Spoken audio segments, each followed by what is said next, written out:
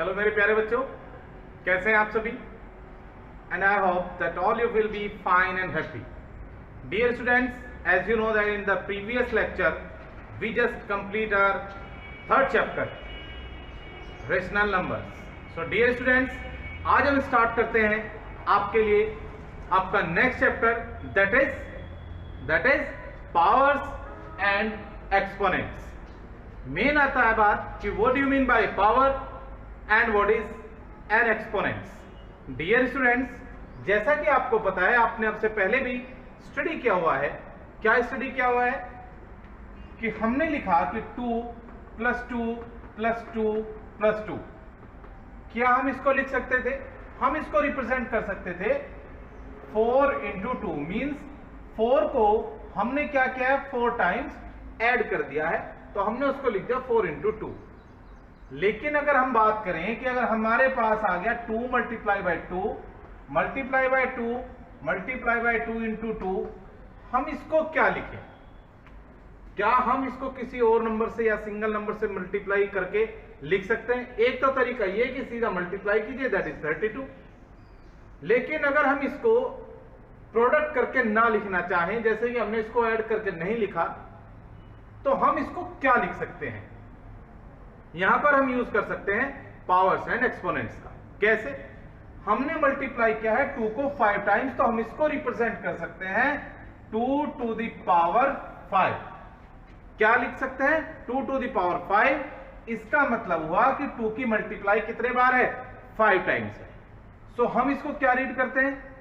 2 to the power 5. 2 to the power 5. इसी तरीके से अगर हमारे पास है 6 × 6 × 6 × 6, दैट इज इक्वल टू क्या लिखा जाएगा? That will be written as 6 to the power 4. इसको हम क्या रीड करेंगे? 6 to the power 4. हम इसको रीड करेंगे 6 to the power 4. क्लियर है बच्चों? अब यहां पर ये तो आप कुछ समझ ही रहे होंगे कि अगर हमारे पास कोई सेम नंबर है और हम उसको बार बार मल्टीप्लाई करें, तो हम उसको किसी एक ही नंबर के द्वारा हम उसे रिप्रेजेंट कर सकते हैं. कैसे? जैसे कि 6 × 6 × 6 × 6, हमने इसको लिख दिया 6 की पावर 4. या अगर हमारे पास में ऐसा आ गया कि 1/3 multiply by 1/3 multiply by 1/3 multiply by 1/3 10 times. मान लिया हमारे पास ये गिवन है कि 1/3 × 1/3 × 1/3 × 1/3 कितने टाइम्स? 10 टाइम्स. तो हम इसको क्या लिखेंगे बच्चे? इसको हम लिखेंगे 1/3 to the power 10. इसको कैसे हम रीड करेंगे? इसको रीड हम करेंगे 1/3 to the power 10. क्या रीड करेंगे हम इसको? 1/3 to the power 10. क्लियर होगी बात मेरे बच्चे? अगर हमारे पास सपोज करते हैं हमारे पास लिखा हो a multiply by a multiply by a multiply by a, तो हम इसको क्या लिख देंगे भाई? हम इसको लिखेंगे a to the power 4. अब अगर हमारे पास एक साथ दो नंबर्स आ जाएं, जैसे कि हमने लिख दिया 2 × 2 × 2 × 2 × 3 × 3 × 3 × 3 × 3, तो भाई अब हम इसको क्या लिख सकते हैं? क्या हम इसको ऐसा लिख दें 2 × 3 6 और 6 की पावर जितनी बारी है ऐसा लिख सकते हैं? नो, ऐसा हम नहीं लिखेंगे. हमें ये देखना है कि 2 कितने टाइम्स आ रहा है, दैट इज 4 टाइम्स. तो आप इसको लिखिए 2 to the power 4 multiply by 3 to the power 1 2 3 4 5 3 to the power 5. आप इसको सिंपली क्या लिखेंगे? 2 to the power 4 multiply by 3 to the power 5.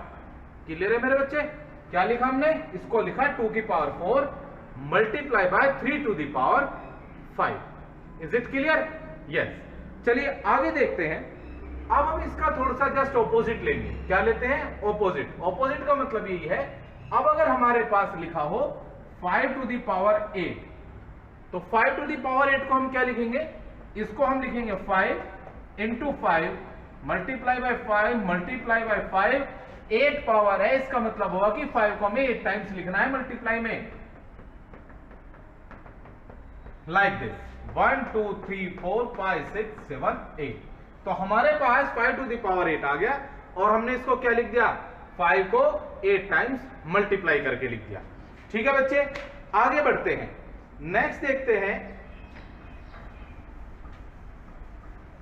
Next अगर अब हमारे पास में कोई वेरिएबल आ गया, सपोज करते हैं वेरिएबल हो चाहे नंबर्स हो, बात ये आ जाती है कि वो कितने टाइम्स हमें प्रोडक्ट के फॉर्म में दिया गया है और कितने टाइम्स हमें उसको लिखना है। दैट इट मीन्स अगर हमारे पास आ जाए a multiply a into a into a into 3 into 3 into 3 into 3 into 3 into 3, तो आप इसको क्या लिख सकते हो, आप इसको लिख सकते हो पहले चाहे a को लिख लीजिए कि a की पावर 4 इंटू 3 की पावर 1 2 3 4 5 6, 3 टू द पावर 6, या आप इसको लिख सकते हो 3 to the power 6 multiply by a to the power 4। आप इसे दोनों तरफ से लिख सकते हो, there is no issue. Clear है मेरे बच्चे? अगर आपको कोई भी नंबर इस टाइप से दिया गया है तो आप उसको एक्सपोनेंट की फॉर्म में लिख सकते हैं। क्लियर है बच्चे? आगे देखते हैं। अब हमारे पास में इसमें नेक्स्ट टाइप क्या आता है कि अब हम इसको और दूसरे टाइप के क्वेश्चन कैसे हो सकते हैं। तो ये तो फर्स्ट टाइप का था, आपको सिंपली एक नंबर इस तरीके से दे दिया और उसको कह दिया कि इसको पावर्स एंड एक्सपोनेंट्स के फॉर्म में लिखो। ठीक है भाई। दूसरा आ जाता है अब हमारे पास में, अगर हमें उसने कह दिया कि एक्सप्रेस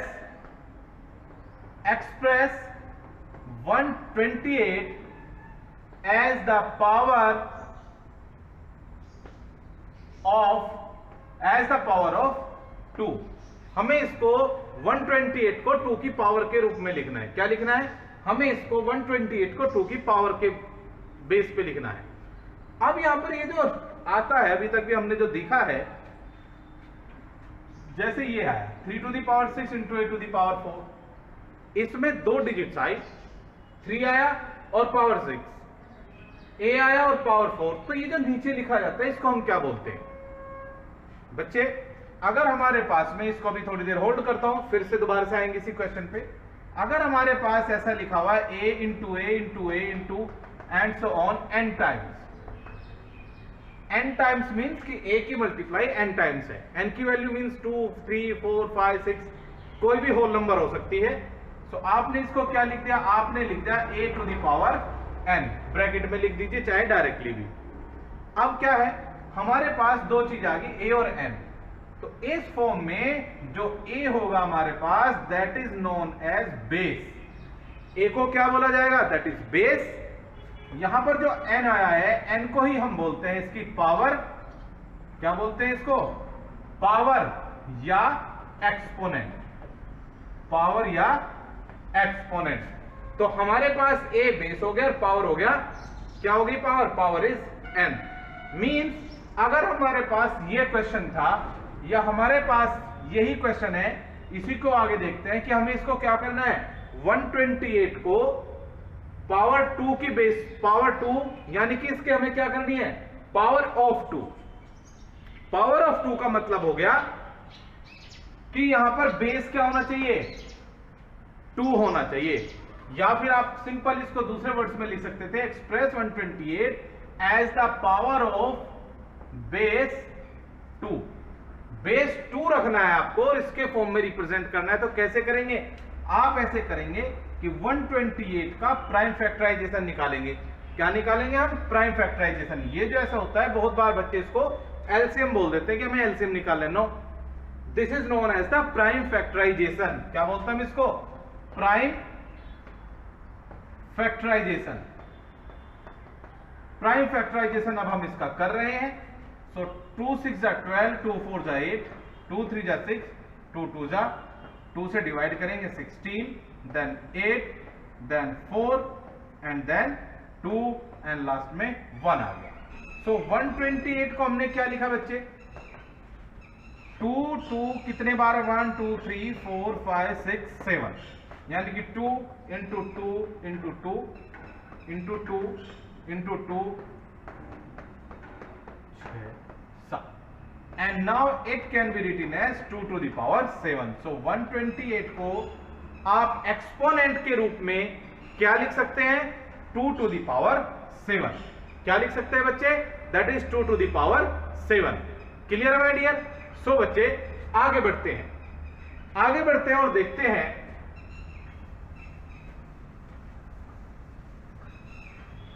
दैट इज, हमें अब की बार दे दिया कि एक्सप्रेस 64 एज, 64 को हमें क्या करना है? एज या 64 to the base, first is 2 and second is 4, third one is 8। अब की बार क्या कह रहा है? आपको 64 को रिप्रेजेंट करना है। कैसे रिप्रेजेंट करना है? एक बार तो बेस 2 का रखना है, एक बार बेस 4 रखना है और एक बार बेस 8 रखना है। तो बच्चे क्या करेंगे? 64 के हमने सबसे पहले फैक्टराइजेशन किए, 2 से डिवाइड करेंगे 32, 2 से डिवाइड करेंगे 16, 2 से डिवाइड करेंगे 8, 2 से डिवाइड करेंगे 4, 2 2 जा 4, 2 1 जा 2। यानी कि आप कह सकते हो कि 64 is equal to 2 into 2 into 2 into 2 into 2, this is 6 times. तो आप इसको क्या लिख सकते हो? You can write it as 2 to the power 6। क्या लिख दिया आपने इसको? 2 to the power 6। And first part तो ये हो गया आपका। सेकंड पार्ट कह रहा है कि अब आपको 64 को क्या लिखना है? बेस 4 बनाना है। क्या बनाना है बच्चे? बेस 4। तो अब आप क्या लिखेंगे? 64 दैट इज इक्वल्स टू, आप अब फैक्टर्स जो करेंगे वो 4 4 4 के कर लीजिए। 2 2 जा 4, एक बार लिख दीजिए 2 2 जा 4 एंड 2 2 जा 4। क्या बन गया आपके पास? 4 to the power 3। क्या बन गया बच्चे? That is 4 to the power 3। And now third part है, आपको 64 को ही लिखना है बेस 8 बनाना है। तो क्या करो? जो प्राइम फैक्टराइजेशन है उसमें 8 एक बार लिख लिया, बाकी फिर से ये बच गया 2 2 जा 4 2 जा 8। तो ये बन गया आपके पास 8 to the power 2। क्लियर हो गया? अब आपके पास मान लिया हमने नेक्स्ट क्वेश्चन लिया कि एक्सप्रेस 125, वो भी माइनस का, एक्सप्रेस -125 एज या टू द बेस -5। -125 को क्या करना है आपको? -5 उसका बेस लेना है। या सपोज करते हैं, चलिए यहां पे हमने ले लिया, चलो ठीक है, -125 है तो पहले 125 के फैक्टर्स कर लीजिए।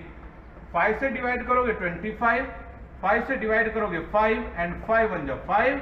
तो आप क्या लिख सकते हो? -125 is equals to -5 multiply by -5 and also multiply by -5।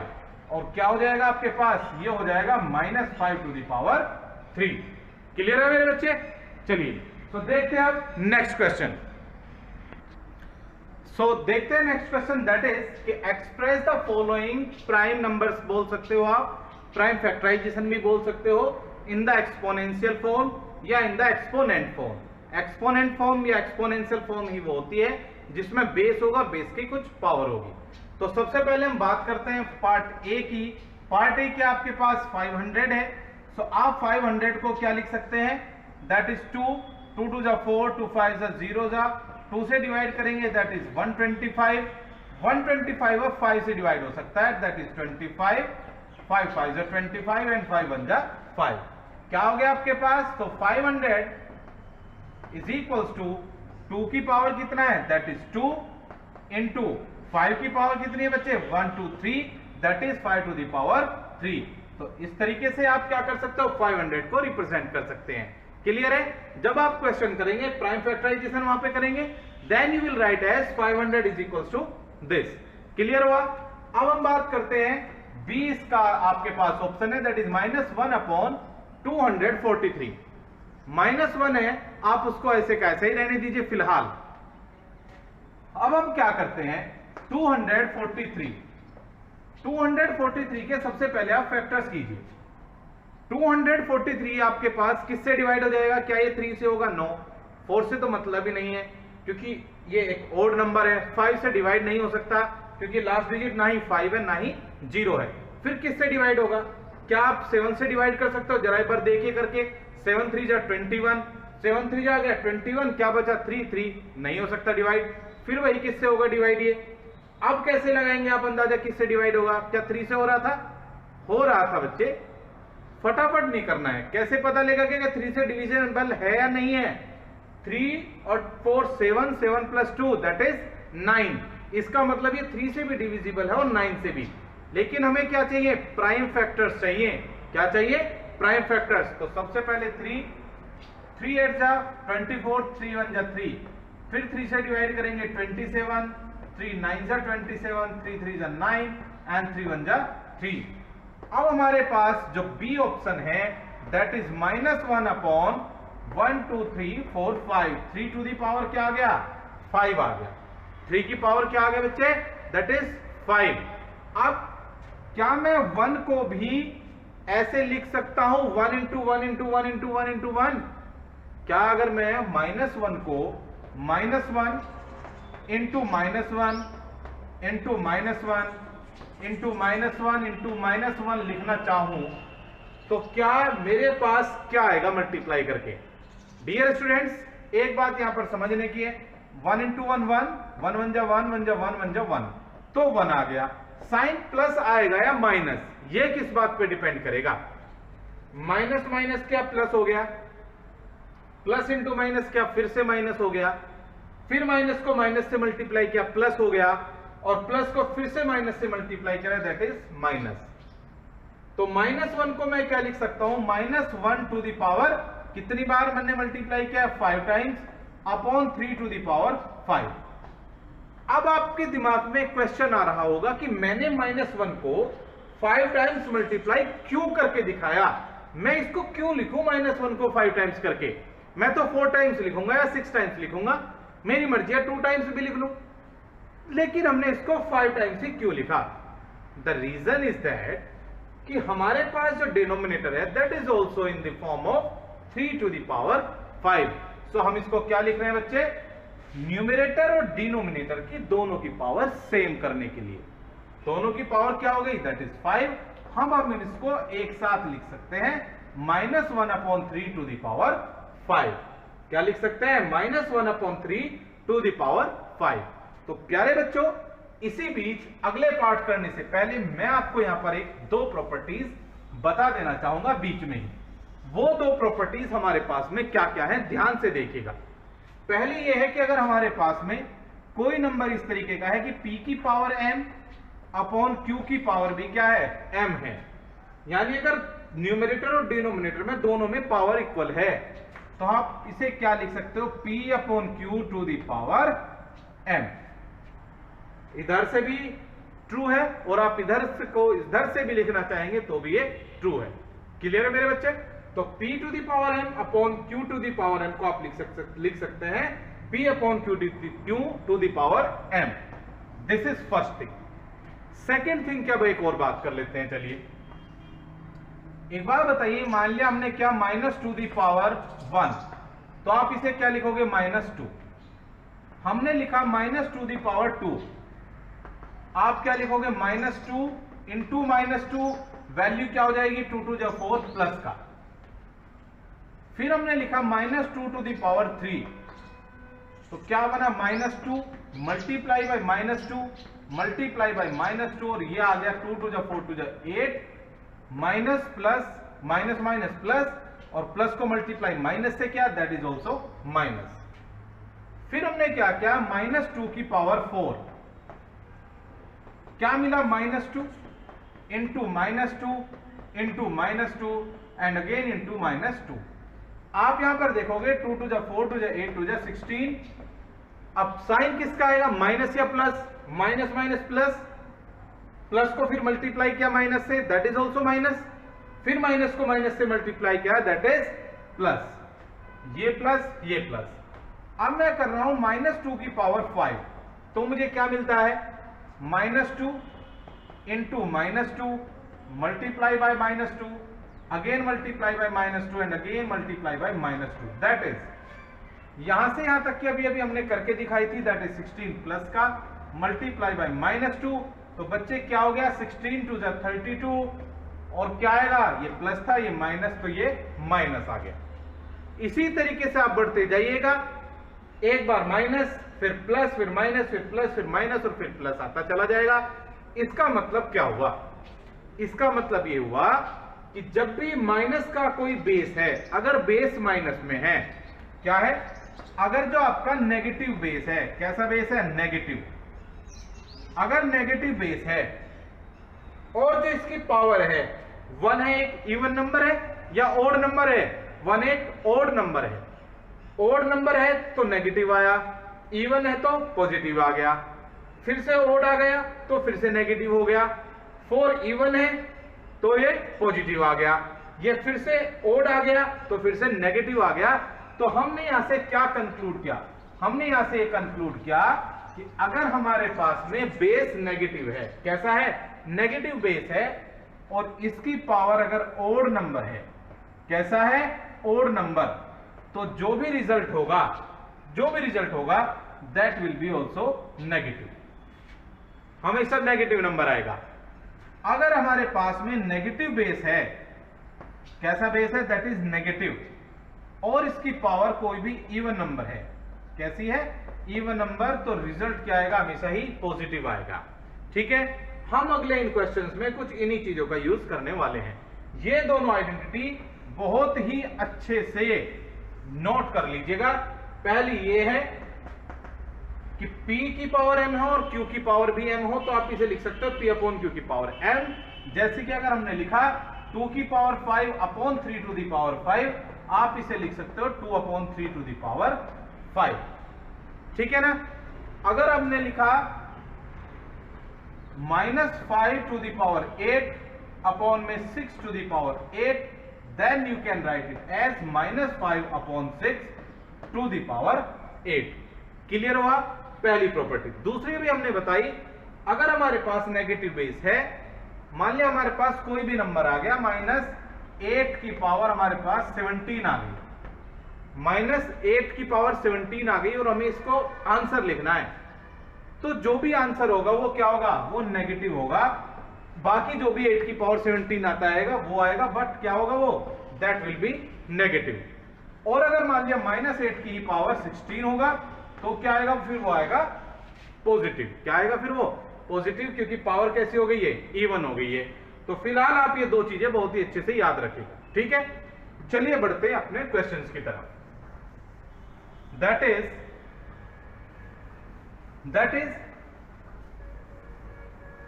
आपको दिया हुआ है, सी पार्ट हो गया आपके पास -27 अपॉन 343। 27 है और 343 है, तो फैक्टराइजेशन 27 के हम सब जानते हैं, -3 इंटू -3 एंड मल्टीप्लाई बाय -3, 3 3 जा 9 3 जा 27।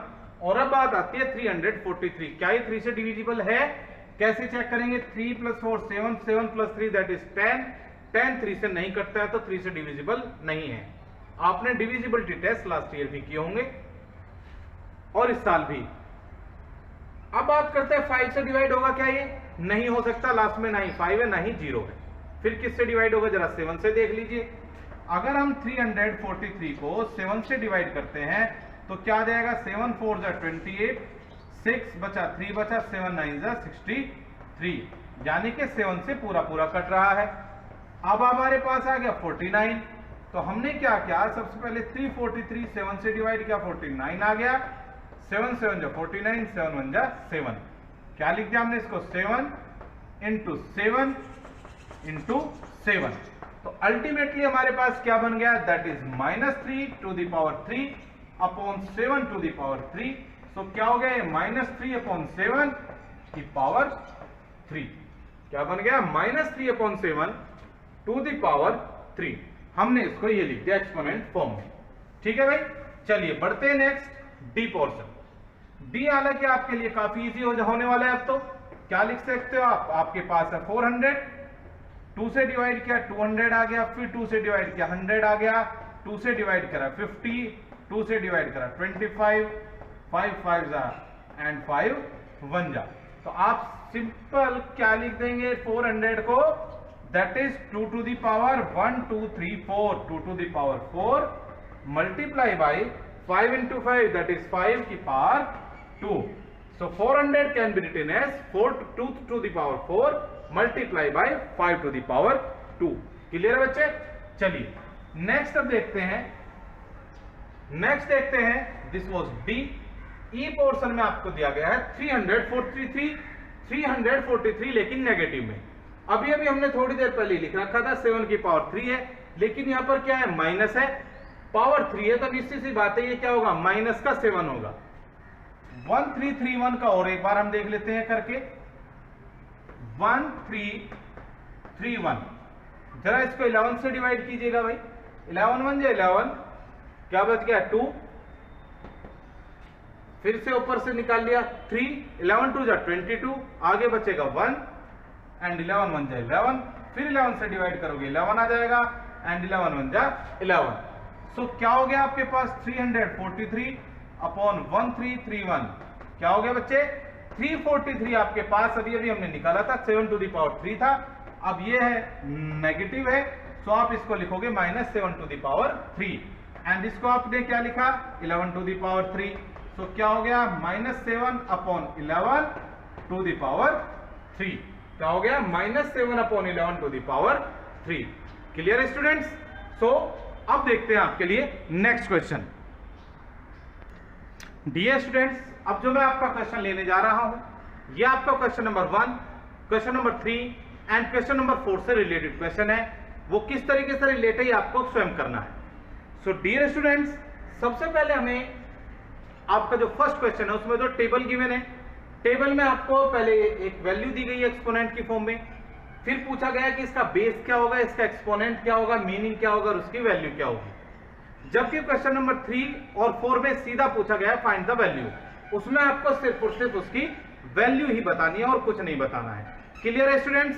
सो डियर स्टूडेंट्स, और सेकंड क्वेश्चन में आपका पहले ही डिस्कस कर चुका हूं, एक्सपोनेंशियल फॉर्म में कैसे लिखना है, that we have discussed already. तो अब हम बात करते हैं first, third and fourth question में आपको करना क्या है।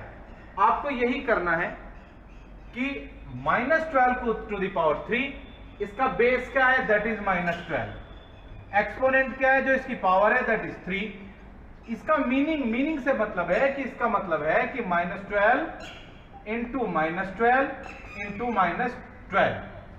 क्लियर है बच्चे? अब इसकी वैल्यू क्या होगी, वैल्यू से मतलब है कि इन तीनों को मल्टीप्लाई करके आएगा क्या। तो सबसे पहले हम बात करें 12 को 12 से मल्टीप्लाई करेंगे, दैट इज 144।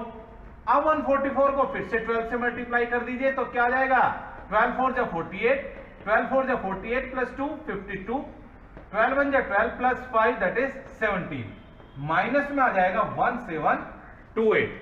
क्लियर है बच्चे? सेकंड बात आती है, दैट इज यहां पर बेस -5/7 होगा, एक्सपोनेंट दैट इज 3, मीनिंग इसका मतलब हो गया -5/7 इंटू -5/7 इंटू -5/7।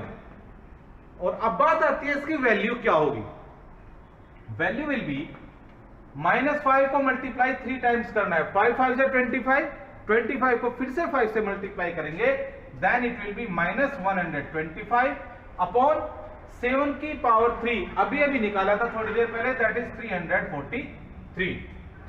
आगे बात करते हैं -2/9 की पावर 3, बेस इसका भी -2/9 हुआ, पावर हो गई 3, मीनिंग वही हो गया, इसको 3 टाइम्स मल्टीप्लाई करना है। मीनिंग का मतलब क्या है कि इसको हमें एक्सपोनेंट की फॉर्म में लिखना है।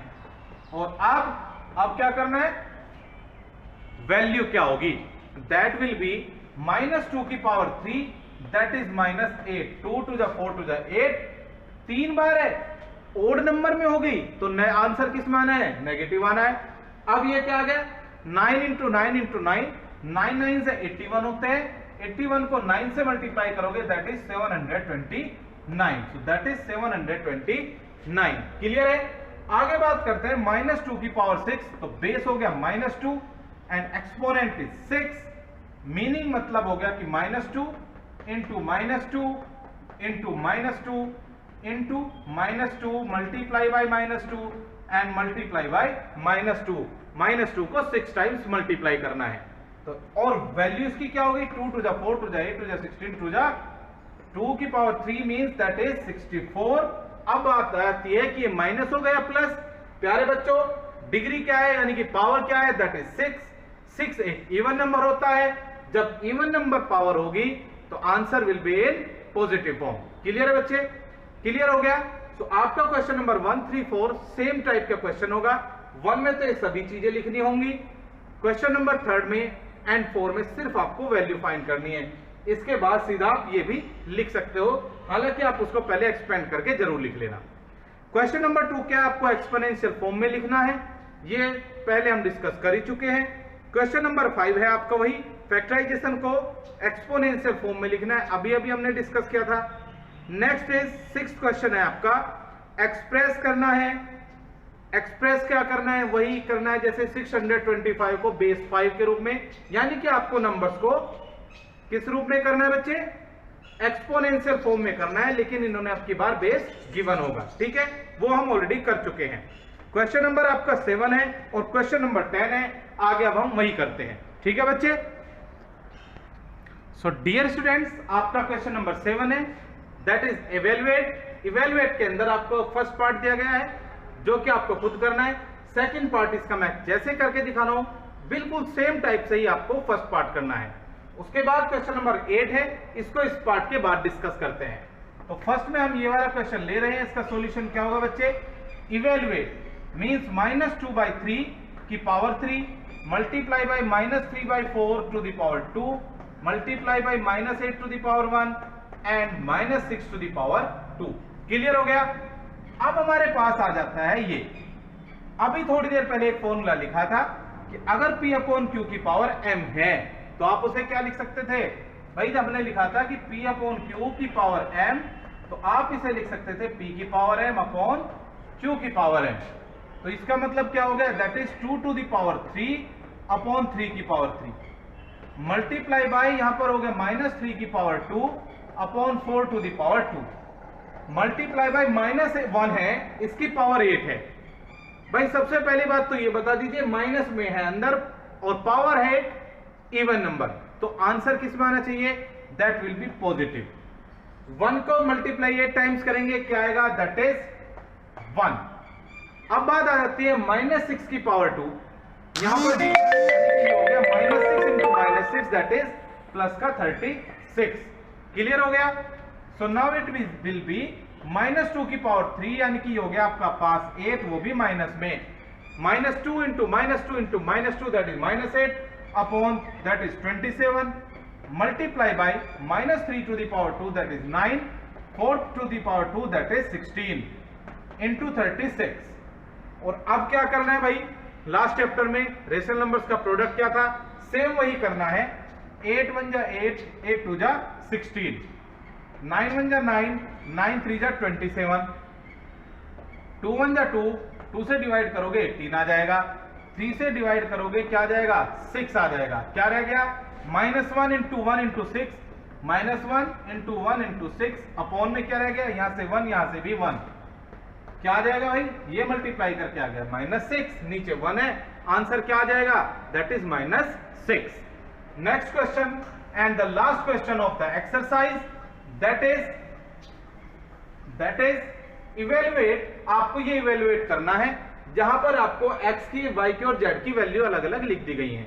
अंतर कुछ नहीं है, लगभग यही क्वेश्चन है, सिर्फ इन्होंने क्या करा, x y z को अलग अलग लिख दिया करके। इसी का फर्स्ट पार्ट में a और b को अलग अलग लिख दिया है करके।